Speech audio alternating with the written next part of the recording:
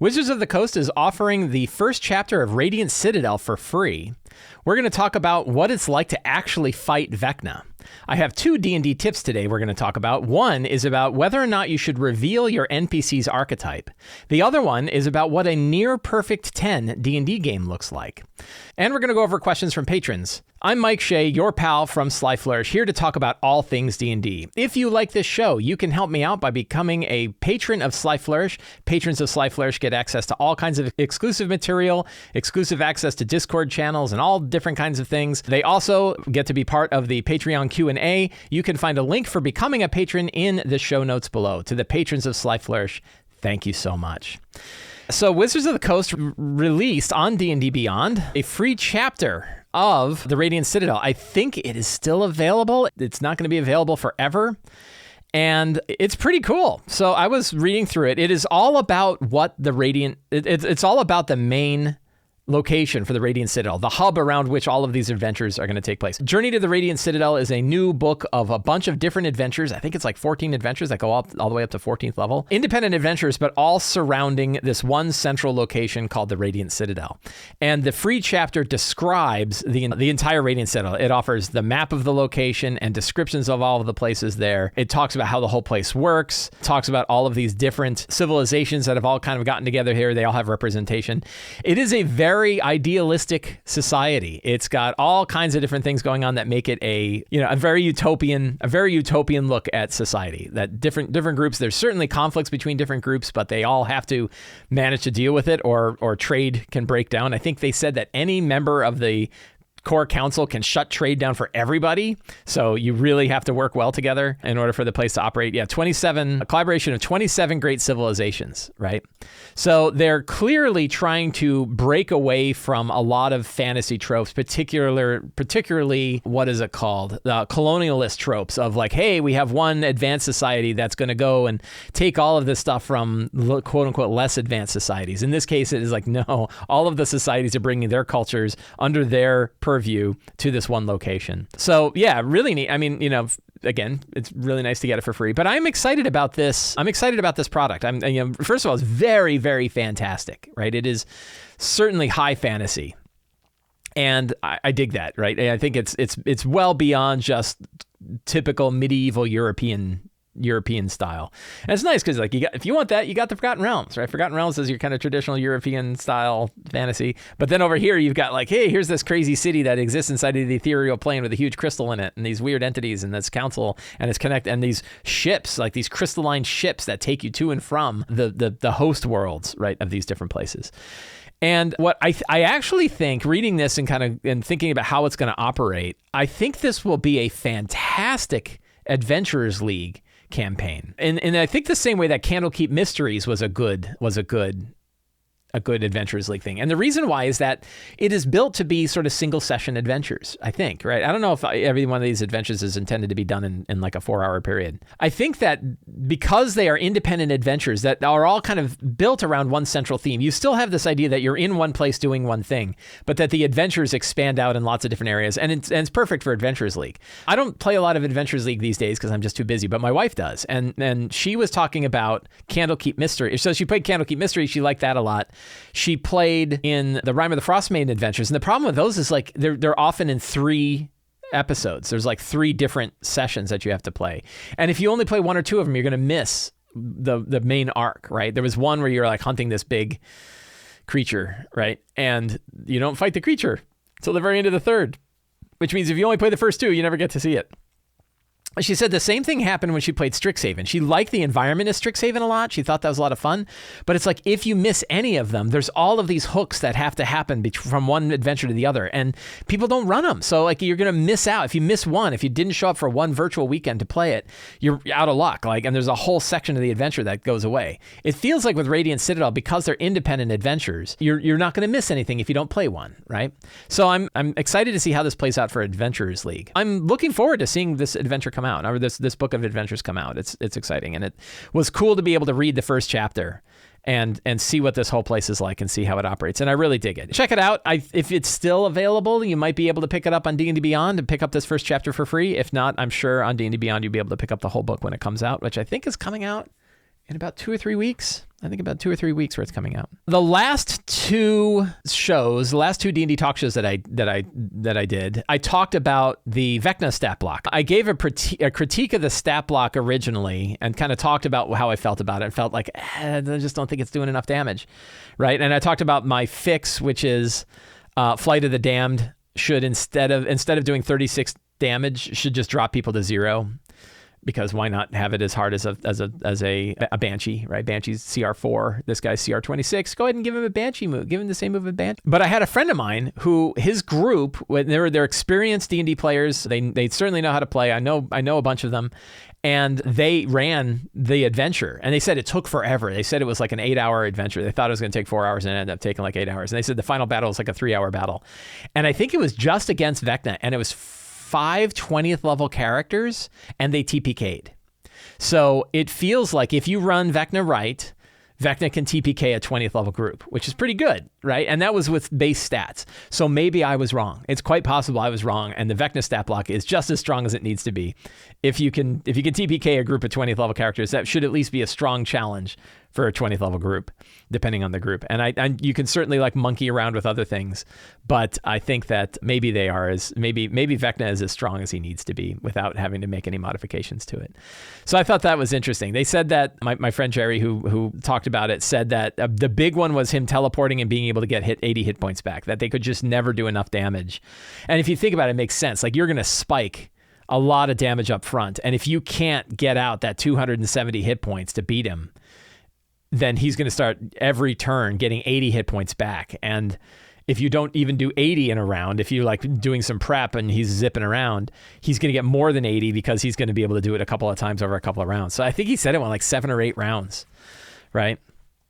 So and one of the I am Lord 7 says, I think that the flavor of being more of a skirmisher doesn't feel like Vecna. I still agree with that. And my friend did say, yeah, the issue was him teleporting constantly, right? That having all those reactions, being able to counterspell people and being able to teleport whenever he was hit by an attack meant they could never get on top of him, which is good from an escape standpoint. The question is that what an Archlich looks like? I just don't see Archliches zipping around like a skirmisher. So it's really funny because he's actually more like an assassin, right? He's more like this rogue running around stabbing with a dagger than he is more like an Archlich throwing massive amounts of spells and destroying everybody. So that, that critique still kind of exists if you ask me. But as far as his danger goes, it sounds like he's a pretty dangerous thing, and better than me, being a couch quarterback on this. My friend Jerry actually got to play against him and said, yeah, he was a TPK. I think that Dominate Monster is also an important one, that you got to throw that Dominate Monster around. That could matter. It's a good thing he doesn't have Improved Invisibility. But he's an Archlich, wouldn't he? Because Improved Invisibility on a Lich is really, really nasty. Because he can't target him with anything. Anyway, I thought that was some feedback that I wanted to give up, because it's like, I actually have a friend who actually experienced fighting him, and here's what it was like, and it was a TPK, which went against what I thought, which is I don't think he's going to TPK anybody because I don't think he did enough damage. But the answer is no, he will. It just takes 8 rounds and 4 hours. So yeah, interesting stuff. So I had a couple of different topics on the thoughts of dungeon mastering, right? And what I like to do on this show is when I'm pondering an idea, I like to talk about on this show. I don't have a solid answer yet, but I like to think about it, and I like to talk about it, and I like to get people's feedback on this. So as I talk about these, and if you have feedback, please feel free to leave a comment, or if you're on Twitch, we can talk about it right now. And one of them is about revealing NPC archetypes, and this happened in my Wild Beyond the Witchlight game. One of my tricks, one of the tricks that I use as a lazy DM is, instead of rolling a bunch of personality traits or spending a lot of time trying to think about what an NPC is like, I just pick a character from fiction, and I say, I'm gonna use this character from this show or from this book or from whatever, and I just use their personality directly. And in my Witchlight game, I have been using these things called Dreadful Incursions, which is where the domains of dread have been bleeding into Prismere, into the world of Witchlight. And as the characters in my last session were jumping from a domain of dread that they were in, this big haunted house, the House of Griffin Hill, and jumping back into Yon, the location in Prismere, they were intercepted. And they were intercepted by an entity who speaks for the dark powers. If you're familiar with Van Richten's Guide to Ravenloft, you know that the domains of dread are like prison cells for entities known as Dark Lords. The wardens of those prison cells are these entities known as dark powers that nobody knows what they look like. Nobody knows exactly what their motivation is. They are clearly not nice beings. They're not gods. They're not physical entities, probably, but they're not nice beings, right? And so I said, wouldn't it be cool if they had a speaker? They had a herald of the dark powers, right? Wouldn't it be cool to have a herald of the dark powers? And I was like, who would make a good herald for the dark powers? And I was like, how about Mr. Morden from Babylon 5? Like, I thought Mr. Morden from Babylon 5 would make an excellent dark power, right? So I created, where is he? There he is, Morden, right? And I said, he'd be great, right? So they would show up on this like floating Earth mode in the middle of the plains. They would look, they would look out and see all of the spheres. They could see it happening. They could see the domains of dread smashing into Prismere. They could see it occurring. They could physically witness it all. And sitting there on this floating Earth mode, drinking tea, is this guy, Mr. Morden. If you're not familiar with Babylon 5, Mr. Morden was a really great villain and herald for this super terrible entity known as the Shadow, right? Which is one of the main villains, maybe the main villain in Babylon 5. And he was like manipulating things behind the scenes, and he was just such a smarmy ass, right? You just hated the guy. And look at him, like you look at his hair, you don't even, it's a slick back hair. And I was like, I'm using this guy, right? And it was perfect, right? And I had him talking about it. And I showed a picture of him, and I showed this picture, and everybody in the group was like, oh, that's Mr. Morden from Babylon 5, right? And I'm like, yeah, it's Mr. Morden from Babylon 5. And the question I have played with this idea of that when you pick an archetype for your character, do you want to reveal the archetype to the players, or do you want to hang on to it, right? And I asked my wife, I was like, how did you feel about that? Would it have been better if I could have changed his name and not made it Morden and made it something else, and I could have described him and used Morden, but does it help you to really solidify this NPC in your mind if you know the exact archetype that I'm using? If I say, this is Mr. Morden from Babylon 5, right? And they go, oh, sure, I know, I hate this guy, right? You hate him and you haven't even talked to him yet, right? Or are you better keeping that behind the screen? And you can use the archetype, but you get to switch it, right? You change the name, you change some other mannerisms, maybe you change their gender, and now no one will be able to recognize it, right? No one will be able to figure it out. This is like that thing where like if you tap out the beat to a song, you are sure that other people will be able to recognize what song you're tapping out, and the reality is they have no idea. They can't figure it out. So likewise, if you say, I'm just going to take, again, my favorite, Al Swearingen from Deadwood, and or let's say Anton Chigurh from No Country for Old Men. I'm going to have an NPC as an assassin. He's really dangerous. He's a complete psychopath.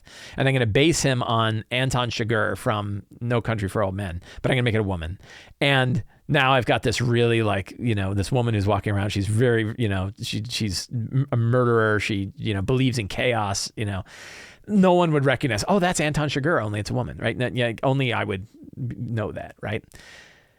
So I'm not decided yet. I know other people that have said that it's better to keep the archetype to yourself.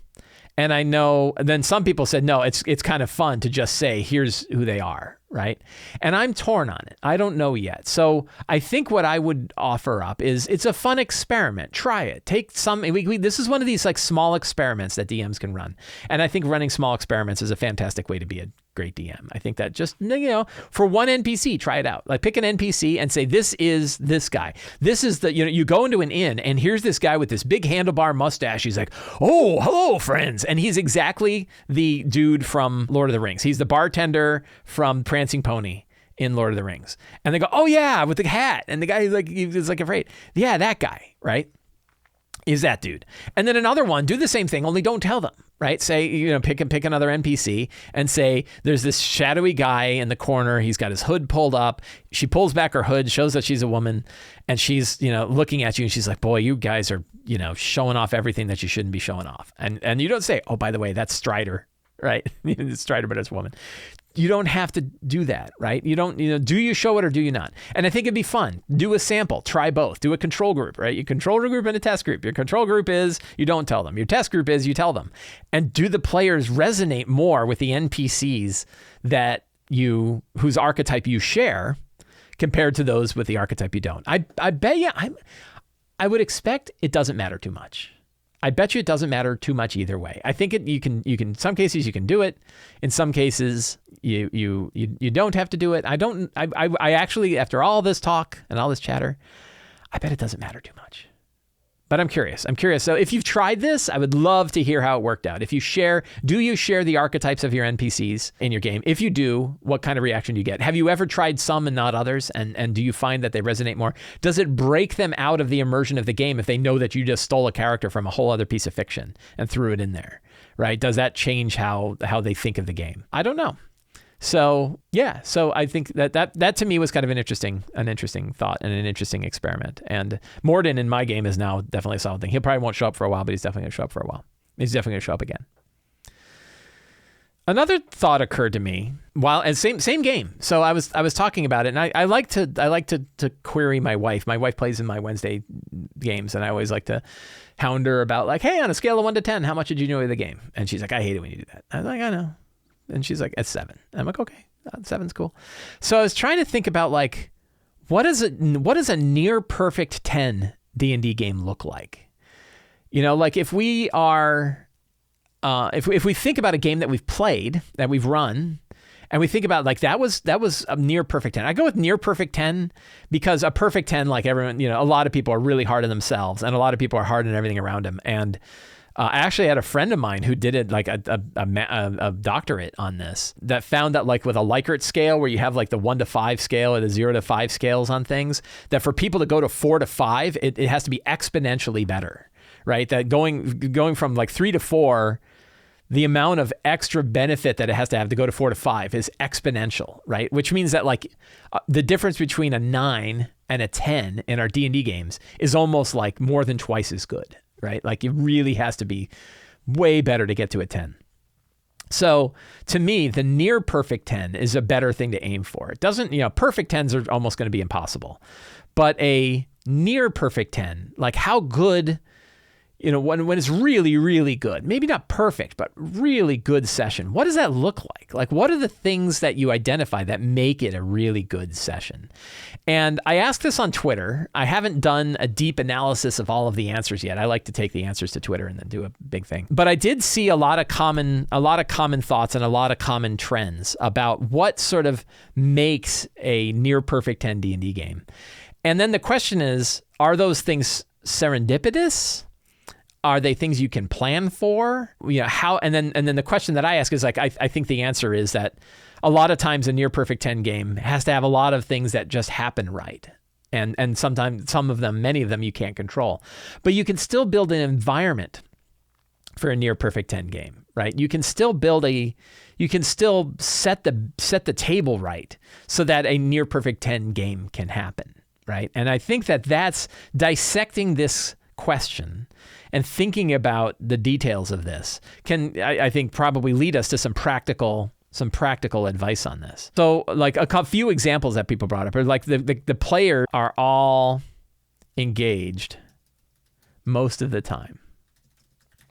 I don't think, again, the difference between near perfect 10 and perfect 10 is like if you have 5 players and they are on and they're all paying attention to the game the whole time, they're all into it, they're all drawn in, they're all paying attention to what other characters are doing. They're never thinking about their phone. They're never thinking about any email they got or checking in the gram, right? That'd be great. But, getting that all the time, that's pretty hard to do. I'm going to have it.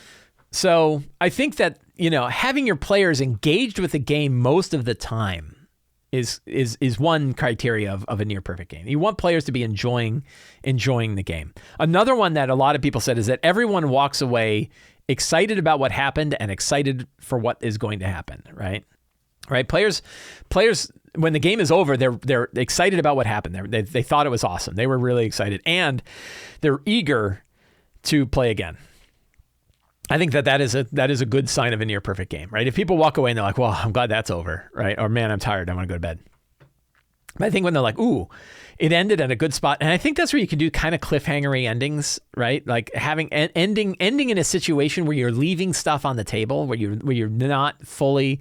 I'm a fan of that approach. I know that it has the risk of like what happens when another player misses the next session, right? And that sucks. But the strength of it is really there too. And I'll tell you, like going over on time, this is where I think going under on time is better than going over. Ending your session a little early is way better than ending your session late.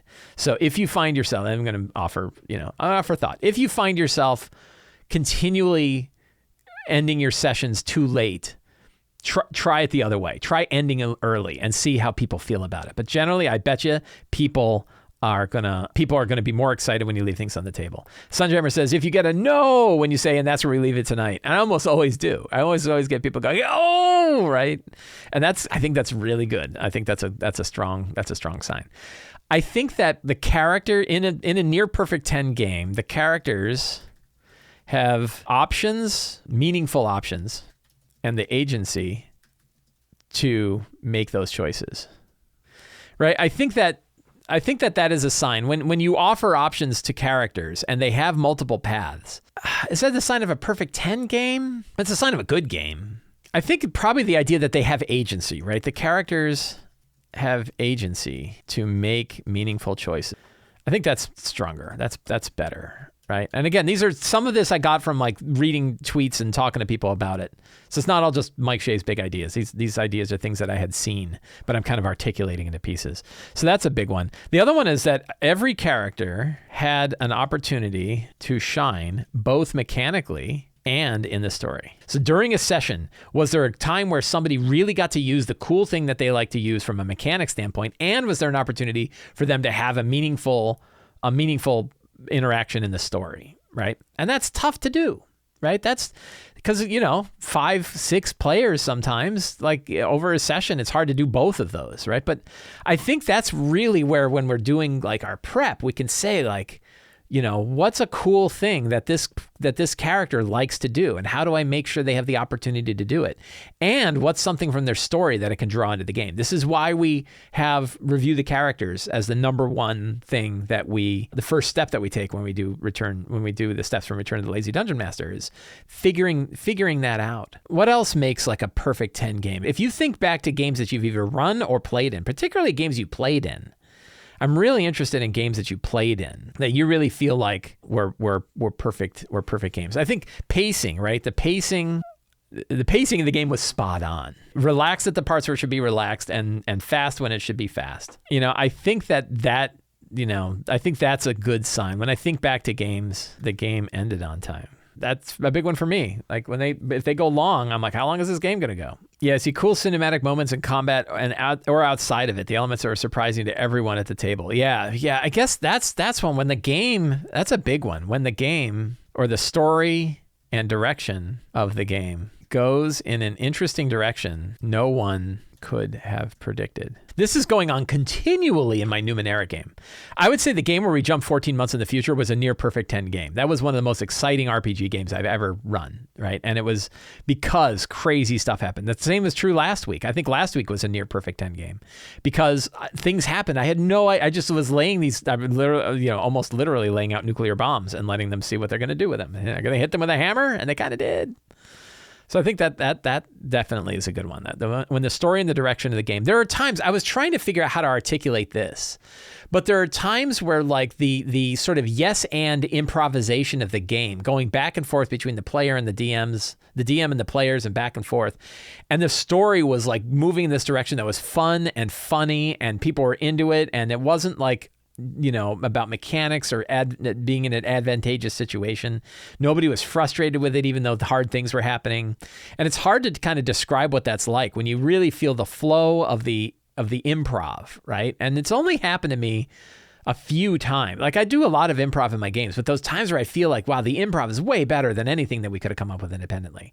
That's a hard thing to do. And I don't know if it's a sign of a perfect 10 game because it's only usually one little moment, So a juicer says, adding to the last point, the whole group is having a shared imaginative experience that matches that of the DM and the other players. I don't know how important that is. Like, I don't know how important it is, unless the differences in people's imaginations of the world are clashing with one another in the game. If everybody has sort of a different idea of what a character looks like, I think that's okay, right? I think it's all right as long as the one that's going on in their head matches enough of what's going on in the others that there isn't a collision, there isn't a break in immersion. But I think it's okay if people have sort of a different view of the situation that's going on. I think it can be. I did bring up the idea that like all the 3 pillars are represented. And I don't know how important that is. Because I've heard people say, I had a perfect 10 session, all we did was role play, right? All we did was we didn't roll a die. I've had a perfect game, we never rolled a die. And who am I to say that wasn't a perfect game? Right? Or a near perfect game. They said it was. And that's the idea. No one gets to tell you what a near perfect game is. Only you do, right? I'm not telling you what a near perfect game is. Your criteria can be completely different than mine. And you could look at examples of games that you've played that you would consider to be a near perfect 10 that didn't have these things or had different things. And that, you're right. You are correct. You get to decide. No one gets to tell you what a near perfect 10 game was, right? Which also means that sometimes your players, some will say, wow, that was a near perfect 10 game. And everyone's like, I hated it. Right? That's possible too, right? And hopefully you don't have a lot of those. I'm sure it happens, right? I know that there are some players where they're like, I want big, crunchy tactical combat most of the time. I really don't care about the story. I want to see my character do cool mechanical things. And then someone else is like, I'm so bored, right? Because like I miss all the time and my character's not really optimized. It's not very fun. And then you get the opposite, which is like, I would just want to go explore this town and talk to people and find out like what the history of this place. And the character's like, I just want to hit something with a sword. So different players are looking for different things. And one person's perfect 10 game is going to be someone else's most miserable game. But hopefully with the right group of players, with the, a general feeling that you want most people to feel like, that was a real perfect 10 game. So that can be really tricky. But yeah, the main thing is like, I think an important piece to this, I guess the thought I would offer, the advice I would offer is that it's one thing, I think it's very useful to hear what other people have to say. It's probably useful to hear what I have to say about what makes a perfect 10 game or near perfect 10 game. But really, you're going to have to make up your own list, right? And you can sit down and make up your own list of what to you, both in games you played in, games you saw, what you've heard. Take all of these experiences, take everything, both games you've run, games you've played in, things you've heard from everybody else, and make your list of like, what are the things that make a near perfect 10 game? What are the things that really make a game? Like if you check these off, like when I think about games I've run and I've checked these off, those games were some of the best games I ever played. Make that list. And then the question is now, how do you set up an environment when you're doing your prep? Because we're talking to DMs here, right? When you're doing your prep, how do you set things up to help with this as much as possible, right? And I think there are things you can do. When we talk about every character having an opportunity to shine mechanically and in the story, I think during our prep, we can really think about that. What makes this character shine from a mechanic standpoint? How do I show that off? What are the things that this character really digs or the player really digs from a story perspective? How do I tie that in? And then adding it to your secrets and clues, adding it to your other sections of your prep, setting that up, making players walking away excited by what happened and excited for the game to come. I think you can do that a lot of time by ending on a cliffhanger, right? And end at an exciting point. Take the pacing up and then cut it off. And then, oh, no, I want to keep going. That gets people excited. Keeping people engaged a lot of the time is calling on them or keeping that note. Hey, addressing the characters. Don't throw questions out there and hope somebody grabs them. Pick a character. Say, what do you think of this, right? What choice do you think the character should make, right? And look for the ones that haven't been engaging that often and ask them, right? And don't shame them when they're like, oh, I was playing Vampire Survivor, right? And you're like, that's okay. Let me rephrase where things are so you know what's going on and then hit it up. I often have to do that, and I don't think it's a big deal, especially with online games. In online games, many times I have to reiterate what the current situation is. I just assume they haven't been paying attention, and I reiterate this situation and give them a chance to make a choice. Pacing, of course, we talk about pacing all the time. Like how do you do pacing, right?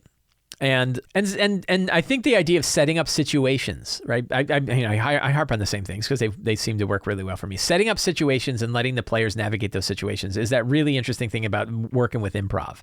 You don't prep solutions. You prep situations, and you let the characters come up with solutions, and you work with them to try to find solutions. If you can think of some, you might offer them up if they're having trouble with it. But you don't build with solutions in mind, right? You build with situations that are exciting, and then letting them navigate those situations.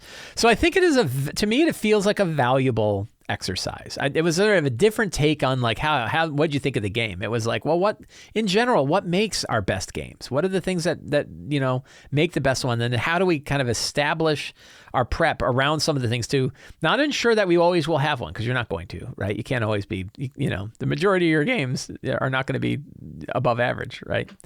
So for you, right? Mathematically, I think it's possible. But, how do we establish things to have the best opportunities to have these amazing games? So I've been thinking about a lot of that. I'll probably think more about it, and I will probably articulate this more into an article or a video or both or something like that. But I'm very curious. If you have thoughts, I would love to hear your thoughts about what makes a near perfect 10 D&D game. What are examples of near perfect 10 D&D games and why? What are your own lists, right? If you spend 10 minutes thinking about the things that in your games that you've played in and that you've run, what are 5 things that have made those games near perfect 10s? And leave it in the comments. I'd love to hear them. I'm very, very excited to hear that kind of stuff. Let's go through our Patreon questions. So every month on the Sly Flourish Patreon, I put up a thread asking for questions. I answer every question on the Patreon Q&A directly, but I also take some of them and bring them on here onto the talk show. And sometimes I turn them into articles and videos for other things as well. So let's jump right into our questions. Frank says, I feel like when combat starts, that everyone gets into fight mode and disregards all other options. Creativity goes out the window after initiative is rolled. How can I get players back into a creative mindset and out of a combat mindset after the fight starts? I believe that this is a common problem. I think that it's very easy. And I remember hearing that, the minute you say roll for initiative, it's this smash cut between a free-flowing RPG and a board game, right? There's that you can have that feeling. And there's a few things that I have done that have worked well for me and that I've heard from other people as well. And so, one question is, are you playing on a grid or are you playing Theater of the Mind? And I think, I'm not saying Theater of the Mind is the cure for this, but I'll tell you, I feel like when you're running battles in Theater of the Mind, more creative options can come up from certain players, right? Because they don't feel bound by what they directly have in front of them. And I know that the minute you put down a grid and miniatures and a map, people start thinking about combat, and they start thinking about their moves, and they think about it, and it does kind of become a board game. Right? It kind of becomes a board game. You got tokens, you got movements, you've got very specific things, and they're not really thinking about a lot of the details. So that can be hard. But, that it's not saying that you have to play Theater of the Mind or that anytime you use the grid, it's not going to work.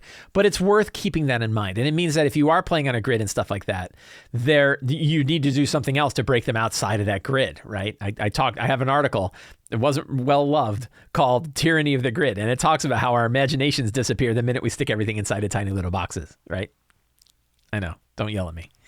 And I'm not saying, if you're using a grid, you're doing it wrong. I use the grid all the time, right? I use it often. I use a variety of different tools to run combat. And I can tell you that I've seen more ingenuity come from Theater of the Mind combat than I have from gridded combat, I think, in general. But I've seen definitely some ingenuity.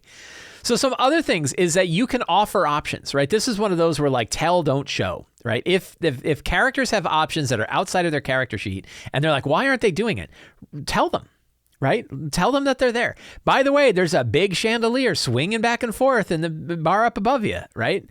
It's possible you could grab onto that and do some swinging across the bar, right?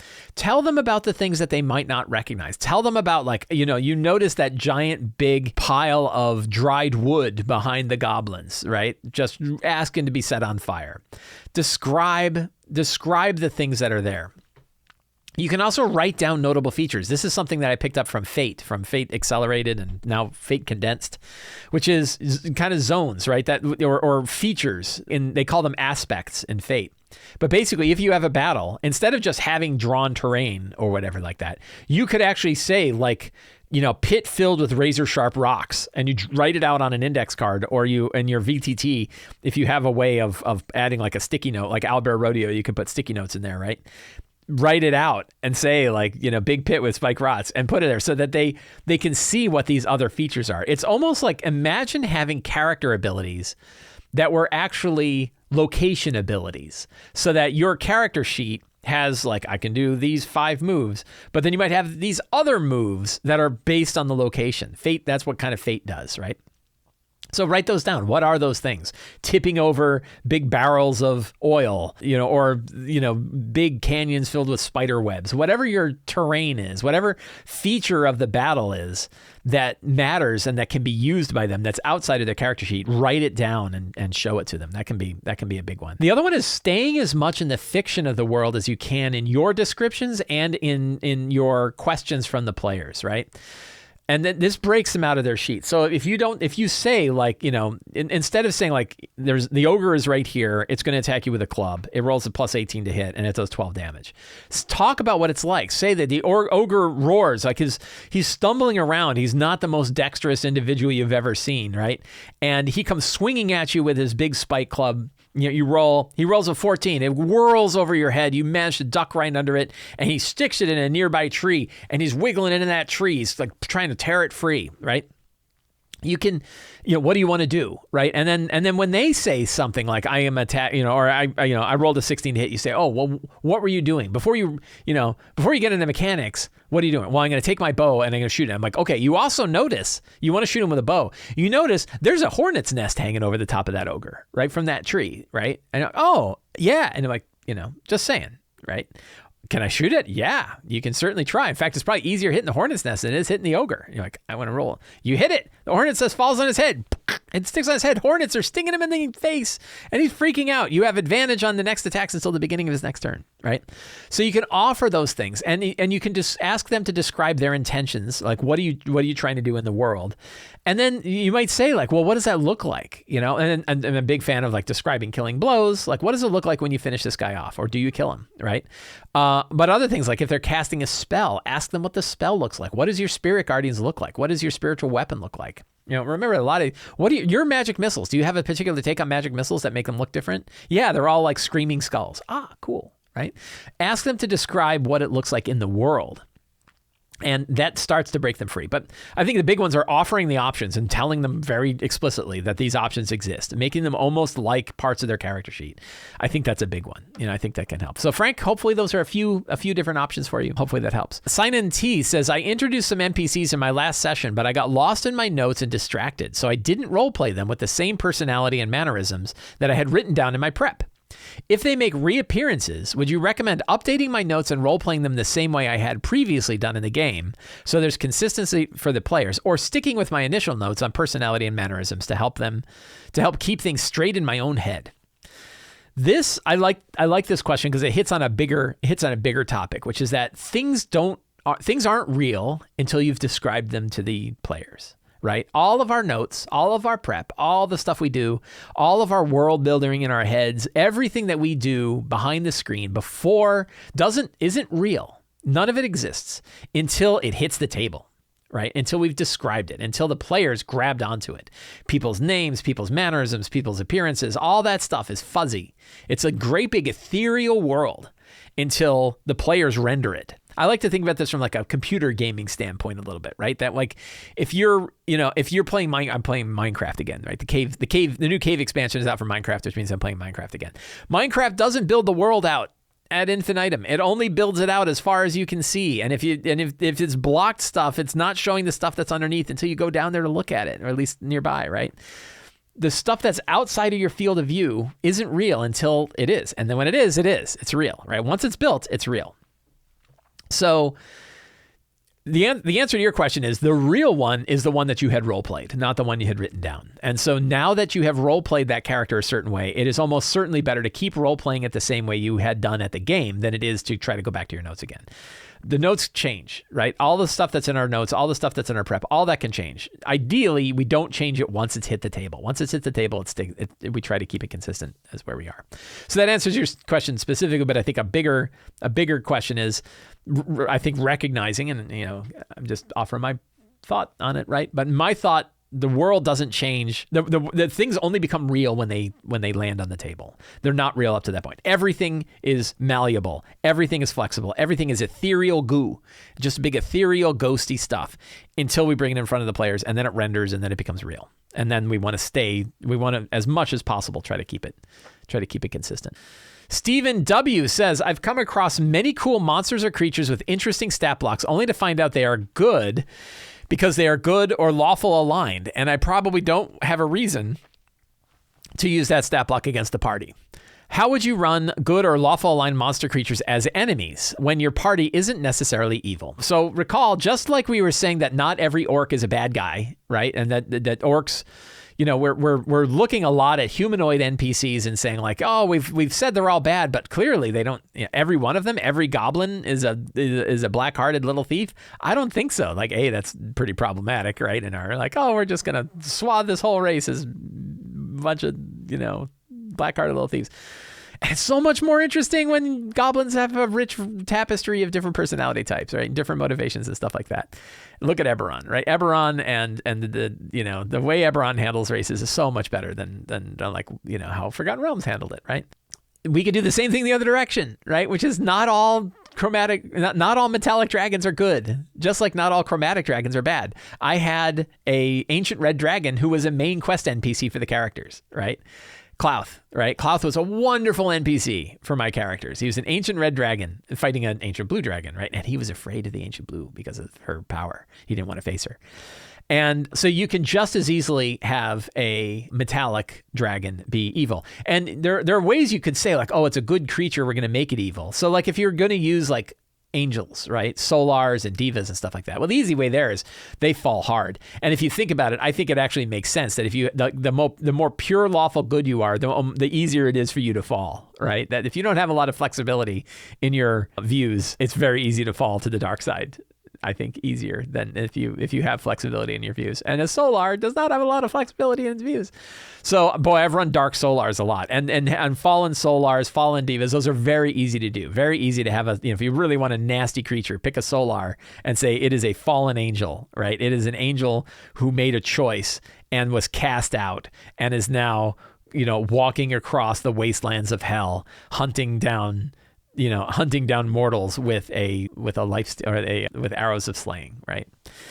So you can easily do that. You could also have the corruption. If you think about Tyranthraxis, I think it was a copper or bronze dragon from Pool of Radiance. The Pool of Radiance is my first exposure to D&D. It was an old computer game. And the main villain was, I think, a copper or bronze dragon that had gotten taken over by a demon from this well, from the Pool of Radiance, known as Tyranthraxis. And so you could have like a gold dragon.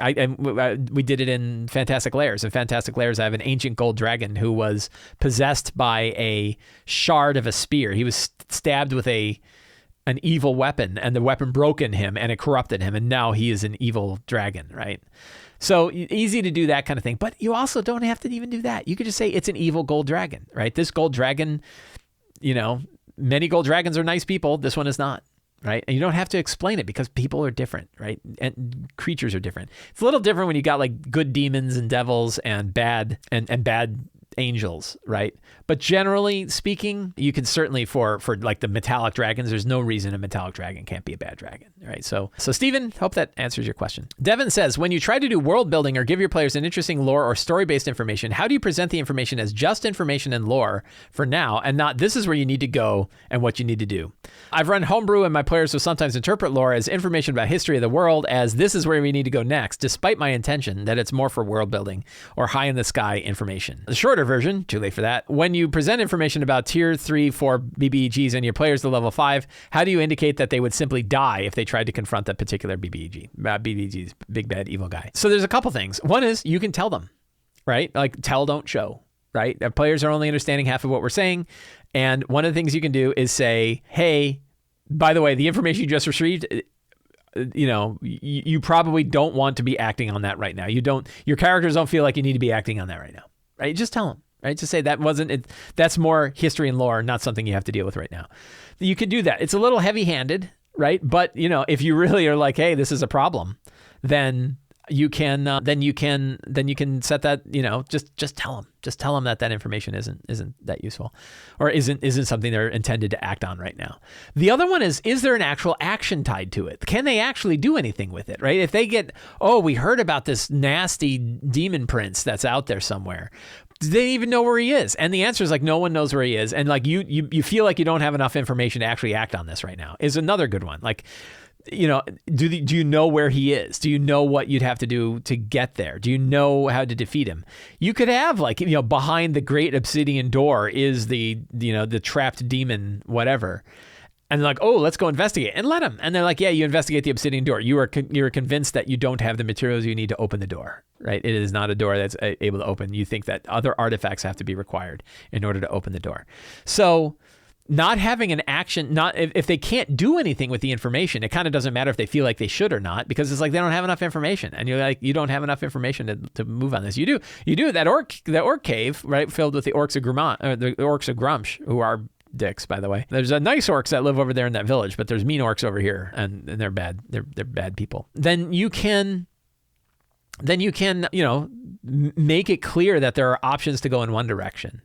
And then not have options in the other. They don't have anything they can do with that. And then they'll get the idea, I don't really have anything I can do with that, right? And that can work. So that is definitely one way to treat it. But the other one is just tell them. Just make it really clear to them. The same way that like, there's lots of things that we could tell our players.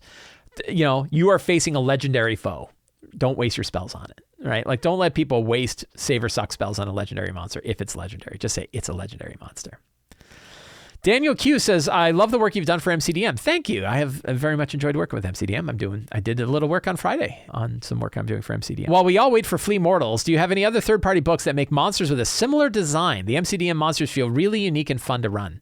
Yeah. So the whole idea of action-oriented monsters is really an MCDM thing. So you're probably going to find it mostly there. It is something that you can homebrew relatively easily. You can think about what the model is for an MCDM style monster, of having a way to position yourself, having a way to escape, and having a way to explode, and dropping those in as sort of legendary style actions.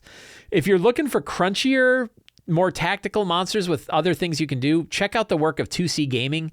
2C Gaming is a game company that I like very much. I've reviewed their products previously on this show, and they have a lot of different, the total, let's check out take a look at what they've got. They have like Epic Legacy, Tome of Titans. They have Tyrants and Hellions. They have, They have the Total Party Kill Bestiary. I think they have a Bestiary 2. I don't know that the Bestiary 2 is out yet. But they really, they spend a lot of time thinking about their monsters. Their monsters are big, complicated beasts, though. They have a lot of things going on in their monsters. I have talked a lot about Level Up 5e's Monstrous Menagerie. If you're looking for just a different style of design of monsters, ones where the math is a little tighter than it is in the typical Wizards of the Coast monsters, check out the Level Up 5e Monstrous Menagerie. They definitely also have a more tactical bent. They do a lot more work with bonus actions and things like that. They're very good as well. Is it going to be, are they going to have the same kind of stuff that a MCDM monster has? No, but it's definitely a good design. I think you can pick it up for $20 on DriveThruRPG. Link to that is in the show notes below. And of course, Kobold Press makes tons of monster books, and they're really fun monsters. I've run a lot of Kobold Press monsters over the years, and I love them. There is Tome of Beast 2, Creature Codex, and I think a Tome of Beast 3 is coming out pretty soon. So there's 4 monster books from Kobold Press, all of them excellent books. So definitely check out your third party monster books, because there's a lot going on there. Noah B, when you come up with your 10 secrets and clues for your game, how many of them do you normally give the players? If you don't give them the secret that you does it carry over to the next session? I've talked about this before on my previous Lazy DM prep shows. About half. Usually when I put out 10 secrets, I usually end up revealing about half of them. Sometimes it'll be more, sometimes less. And do I carry them over? I carry them over if they still make sense. I don't maintain a big database of secrets and clues. And sometimes that's at my detriment, but most of the time it's better. I would rather come up with 10 new secrets and clues every session. Now, sometimes when I'm coming up with those 10 new ones, old ones come back up again. I'm thinking about it, but usually I like to try to draw it out of my head. Think about today's session, think about what's happened, and draw the new secrets and clues based on that fresh perspective every time. The goal is never to reveal all 10. Right? This is a common misconception is that, I made 10 secrets, I have to reveal them. No, you don't. You don't have to. First of all, recall, and I have a video about this, secrets and clues serve you, not the other way around. You don't owe secrets and clues anything. You don't owe them anything. You don't owe your prep anything. All you owe is a good game to your players, and you don't even really owe that. You want to give a good game. When you're giving yourself out as a dungeon master, you want to give a good game to your players. You don't owe your world, you don't own your prep, you don't owe them anything. You don't owe secrets and clues anything, which means if you only want to do 5, you can do 5. I would say a valuable thing with secrets and clues, and the reason why there's 10, there's 2 good reasons why there's 10. One is coming up with 7 is pretty easy. Coming up with 10 is actually pretty hard. You have to draw back into the depths of your imagination to come up with those final 3. And often those final 3 are the really good ones, right? So forcing yourself to come out with a little bit more and just ask, what else? What else? What else? What else? And you're like, oh man, now it's hard. Oh, what if I did this? That's where really fun creativity comes in, is when you've expended all the easy ones and all that's left are hard ones. Those hard ones are going to be pretty good. The other reason is that 10 is usually more than you need for a session. It depends on the length of your session. If you have 8-hour sessions, you can probably need more. 10 is usually enough that you're not going to run out, and you don't want to run out of secrets and clues. You don't want to get to the point where you don't have any new information to give the players, because secrets and clues are rewards for exploration. They are the things that players are going to get. It's almost like loot, right? Instead of loot, they're getting information, and that information is propelling the game forward for them. It's interesting to their character. It's interesting to the story. Think of them like loot, and you don't want to run out. You don't want to have it where you don't have anything else interesting to tell them. So 10 is usually enough that you're going to have some left over. I find in my personal experience, I usually give up about half, which is fine. Right? That means I have, I don't have to worry about the other half, but it means I had enough. I had more than enough. I was prepared and I had more than enough. And it got me thinking about the game, and you don't know which ones you're going to reveal. Some of the ones that you reveal might be the lower ones, right? Maybe the ones that came out later. So I've answered this question before, but I really wanted to spend a little time talking about it because I think it is very important that you don't owe secrets and clues anything.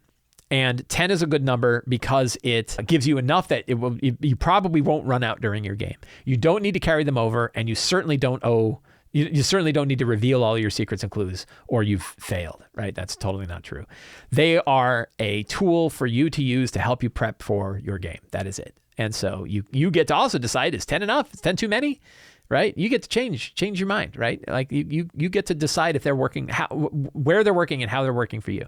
I have found the idea of secrets and clues being abstract pieces of information that I can use to improvise discovery during my game has been tremendously valuable. Valuable enough that I wrote a whole book because of that, really. Return of the Lazy Dungeon Master is written around secrets and clues.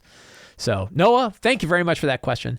And for everybody else who has hung out with me today, I hope you enjoyed the show today. It is always a great pleasure to spend time with you guys and to talk about D&D. If you enjoyed this show and you want to help me out, you can do so by subscribing to the Sly Flourish newsletter, joining me on Patreon, on the Sly Flourish Patreon, picking up any of my books on the Sly Flourish bookstore, or subscribing to my videos right here on YouTube. You can find links to all of this in the show notes below. To my friends on Twitch, thank you for hanging out with me this morning. Always a great pleasure. Have a great day, have a great week, and get out there and play some D&D.